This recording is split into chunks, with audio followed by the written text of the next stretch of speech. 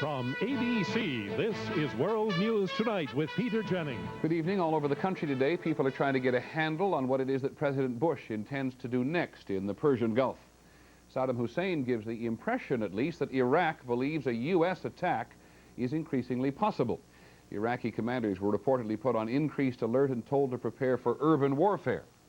The Iraqis may have been, and it is always may have been, responding to the Secretary of State Jim Baker, who said yesterday that war was a real possibility.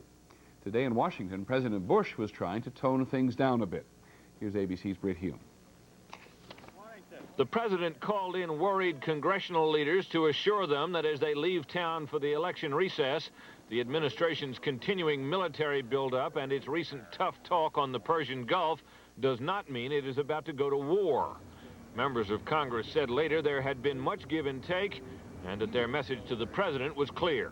Many of us told him to make sure that we don't use the military option out of impatience, that we try the embargo, the sanctions, the United Nations resolutions, our allies' efforts first and foremost. We all made the point that if there were a unilateral action of war against Iraq, that certainly should require congressional action of some kind.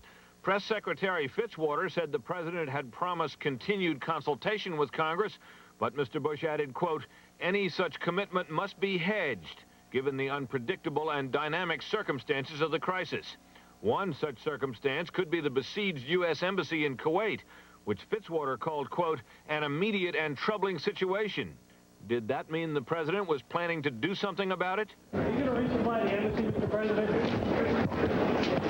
The United Nations took me out. The president was referring to yesterday's UN resolution calling for the resupply of the foreign embassies still open in Kuwait. For now, Mr. Bush seems intent on working through the UN. But there is deepening concern here that the international actions against Iraq may not be taking hold as fast as Iraq is tightening its hold on Kuwait. Britt Hume, ABC News, the White House. In the Persian Gulf near the island of Bahrain this morning, a pipe ruptured in the boiler room of the USS Iwo Jima, filling the compartment with high-pressure steam. 10 sailors were killed. The Iwo Jima was towed to Bahrain for repairs. In the Saudi desert last night, 1 Marine died and 3 others were injured when their jeep went over an embankment, dropped 20 feet and turned over. The commander of U.S. Army mechanized forces in Saudi Arabia says that if war breaks out with Iraq, American troops would try to gain an advantage quickly by fighting at night. The U.S. would try to do so because, as far as they know, the American forces' night vision technology is superior to that of the Iraqis. Not that fighting at night is ever easy. Here's ABC's Jim Hickey. Things in the desert, like anywhere else, look a lot different at night. Seen through a night vision lens, like American soldiers use, lights on the helicopter rotor blades create a weird effect. U.S. combat troops, expecting to fight mostly at night, are trying to get used to the differences. He's at the end of the road right now. Challenge him. With night vision lenses, the desert becomes surreal. Depth perception is distorted. The horizon is hard to distinguish. Too much light, even from a cigarette lighter, ruins night vision. And there are not enough night goggles for all the soldiers who are here. So combat, confusing in daylight, can become chaotic in the dark. ITG, tear him up! Let's go! If this had been a real thing, we'd probably encounter more obstacles than what we did. For one thing, nobody's shooting at them yet, and they still cannot train with live ammunition. So they make do.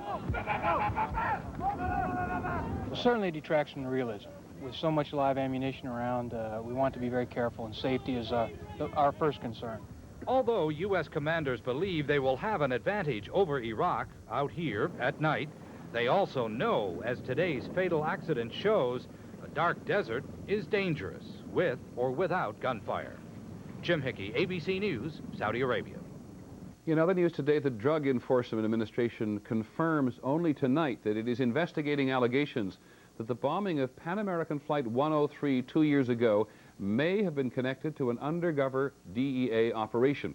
Law enforcement sources have now told ABC News they are checking allegations that the bomb that brought down Flight 103 was put on board by a Lebanese American who had been acting as a courier for the DEA.